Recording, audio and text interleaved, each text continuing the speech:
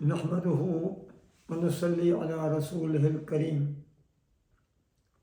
اما بعد فاعوذ باللہ من الشیطان الرجیم بسم اللہ الرحمن الرحیم فما آمن لموسى الا ذریة من قومه على خوف من فرعون وملئهم ان يفتنهم وَإِنَّ فِرْعَوْنَ لَعَالٍ فِي الْأَرْضِ وَإِنَّهُ لَمِنَ الْمُسْرِفِينَ۔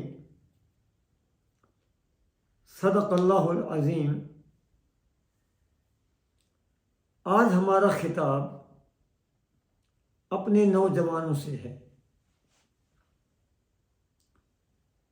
کہا جاتا ہے اگر کسی نے کسی قوم کا سنہری مستقبل دیکھنا ہو یا تاریک مستقبل دیکھنا ہو، وہ اس قوم کے نوجوانوں کو دیکھے۔ اگر اس قوم کے نوجوان باصلاحیت ہیں، بلند کردار کے مالک ہیں، بلند سوچ و فکر رکھتے ہیں، ان میں حصول علم کی تڑپ موجود ہے اور اپنی صلاحیتوں کو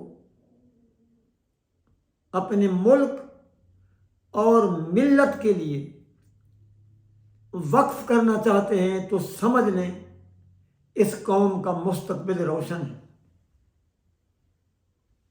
اگر ایسا نہیں ہے کہ نوجوان فکری اعتبار سے عاری ہے، اس کی سوچ پست ہے، اس کے عزائم میں کوئی بلندی نہیں، اس کا کوئی روشن مستقبل نہیں، بلکہ وہ ہر چمکتی چیز کو سونا سمجھ کر اس کے پیچھے لپک پڑتا ہے، تو سمجھ لیجئے کہ قوم کے یہ نونہال، ملت کے یہ نوجوان اس قوم کے لیے ایک حادثے کا باعث تو بن سکتے ہیں، لیکن اس قوم کو ترقی نہیں دے سکتے۔ میرا خطاب اپنے بچوں مسلم نوجوانوں سے ہے۔ وہ نوجوان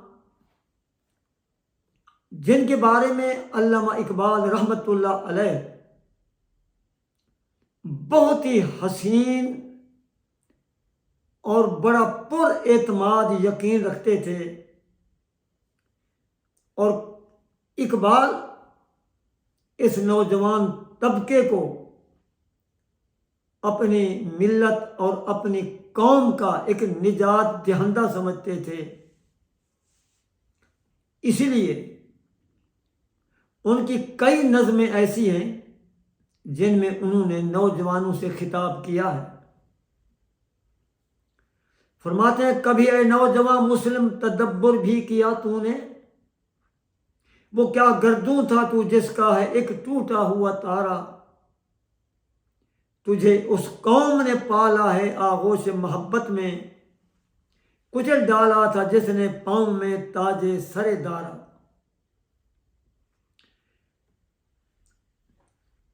علامہ اقبال رحمۃ اللہ علیہ نے ان کو اپنی اسلامی سنہری تاریخ یاد دلائی ہے کہ اے نوجوان مسلم، تیرا آئیڈیل، تیرے کردار کا کوئی نمونہ نہ تو کوئی کرکٹر ہے، نہ کوئی باکسر ہے، نہ کوئی فٹ بالر ہے، بلکہ تیرا آئیڈیل اور تیرے لیے ایک نمونہ تیرا وہ نبی ہے کہ جس نبی نے اس دنیا کو انہی نوجوانوں سے مل کر ایسا شاندار انقلاب برپا کیا کہ جس کی مثال قیامت تک نہیں پیش کی جا سکتی۔ جب آپ نے کہا لوگو میں اللہ کی طرف سے تمہارا نمائندہ ہوں، رہنما ہوں، میرے پیغام پر کان دھرو، تو آپ پر سب سے پہلے ایمان لانے والے وہ جوان ہیں جن کی عمریں 20 سے لے کر 30 سال کے درمیان تھیں۔ حضرت بلال، حضرت عمار، حضرت صہیب، آپ ان کو دیکھیں تو ان کی عمریں عین ان فوان شباب میں ہیں۔ سیدنا حضرت علی تو 10 سال، آپ کی 9 یا 10 سال عمر تھی۔ زیادہ سے زیادہ بڑی عمر کے حضرت ابوبکر صدیق تھے۔ اللہ کے نبی کے ساتھ مل کر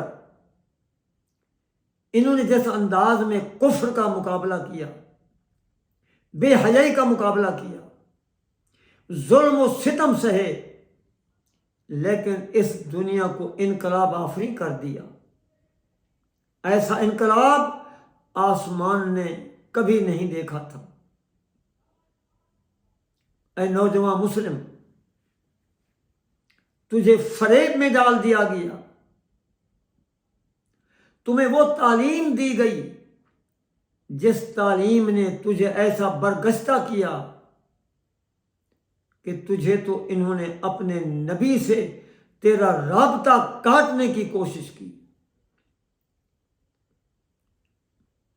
انہوں نے جس انداز کی تجھے تعلیم دی، اقبال چیخ پڑا کہ شکایت ہے مجھے یا رب خداوندان مکتب سے، سبق دے رہے ہیں شاہی بچے کو خاک بازی کا۔ میرے عزیزو، میں تمہارے پاس ایک پیغام لے کر آیا ہوں۔ آئیے آئیڈیل بنائیے اپنا عمر بن خطاب کو، کہ جس کے ایک ہی دھمکی سے کفر کی کمر ٹوٹ گئی۔ آئیڈیل بنائیے جناب حسین ابن علی رضی اللہ تعالی عنہما کو، کہ جنہوں نے کربلا کے میدان میں گردن کٹا تو دی ہے پر جھکائی نہیں ہے۔ آئیڈیل بنائیے اپنے محمد ابن قاسم کو، کہ 17 سال کا گبھرو نوجوان ایک چھوٹا سا لشکر لے کر راجہ داہر کو صرف شکست نہیں دیتا، بلکہ بر صغیر میں آ کر اسلام کی شمع قیامت تک کل کے روشن کر کے جاتا ہے۔ تمہاری یہ جوانی تمہارے رب کے ہاں بھی بڑی قیمتی ہے۔ اسی لیے نبی کریم علیہ الصلوۃ والسلام نے فرمایا، قیامت کے دن 5 سوالات کیے جائیں گے، جب تک ان سوالوں کا جواب نہیں ملے گا کسی کو قدم اٹھانے کی اجازت نہیں ہوگی۔ ان میں ایک سوال یہ بھی ہوگا کہ تو نے اپنی جوانی کہاں صرف کی ہے۔ یہ عمر اٹھان کی عمر ہوتی ہے، جذبات کی عمر ہوتی ہے، اس میں حوصلے بلند ہوتے ہیں۔ اگر ان جوانوں کی سمت کو ٹھیک کر دیا جائے، ان کا قبلہ درست کر دیا جائے، صحیح گائیڈنس دی جائے، ان کو ایسی تعلیم دی جائے کہ ان کے اندر ایک سچا پکا مسلم، سچا پاکستانی بننے کی طرف پیدا ہو جائے، تو کوئی وجہ نہیں ہے کہ یہ ملک جس بنیاد پر بنایا گیا تھا اس بنیاد کو وہ حاصل نہ کر سکے، تو کوئی وجہ نہیں ہے۔ اے نوجوان، قرآن مجید سورہ یونس آیت نمبر 83 کے اندر اللہ تعالیٰ نے فرمایا فما آمن لموسیٰ الا ذریۃ من قومہ علی خوف من فرعون وملئہم ان یفتنہم۔ جناب موسیٰ علیہ السلام پر ظالم، بلکہ ظالم ترین انسان کے سامنے کھلم کھلا کلمہ پڑھنے والے، نبی کا ساتھ دینے والے، قرآن کہتا ہے ان کے وہ بچے تھے، وہ ان کی اولادیں تھیں بنی اسرائیل کی، فرعون کا خوف بھی تھا، ان کے سرداروں کا خوف بھی تھا، لیکن کسی خوف کو وہ خاطر میں نہ لائے اور وقت کے نبی کے ساتھ ہوئے تو اللہ تعالیٰ نے ان کے سامنے باطل، ساری باطل قوتوں کو کچل کے رکھ دیا۔ اللہ فرماتا ہے وَإِنَّ فِرْعَوْنَ لَعَالٍ فِي الْأَرْضِ، یہ تو زمین میں بڑا بنا بیٹھا تھا، خدائی دعویٰ کر کے بیٹھا تھا، وَإِنَّهُ لَمِنَ الْمُسْرِفِينَ، اور یہ بڑا حد سے گزر جانے والا تھا۔ عزیزو، آج وطن عزیز میں اقتدار کی جنگ جاری ہے۔ اپنی کرسی بچانے کے لیے پہلے بھی اس ملک کو انہوں نے 2 ٹکڑے کیا، اب یہ بچا کھچا ملک جو ان کے ہاتھوں میں ہے، اس لیے آپ کا فرض بنتا ہے نوجوان طبقے کا کہ اپنے آپ کو سنبھالیں، اپنی منزل دیکھیں، تمہاری منزل کیا ہے، تم نے کیا کرنا تھا۔ اقبال کی زبان میں کہتا ہوں، عقابی روح جب بیدار ہوتی ہے جوانوں میں، نظر آتی ہے ان کو اپنی منزل آسمانوں میں۔ تمہارے اندر عقابی روح موجود ہے، جذبات ہیں، اٹھان ہے، اٹھیے ایک صحیح انقلاب کے لیے، ایک اسلامی انقلاب کے لیے۔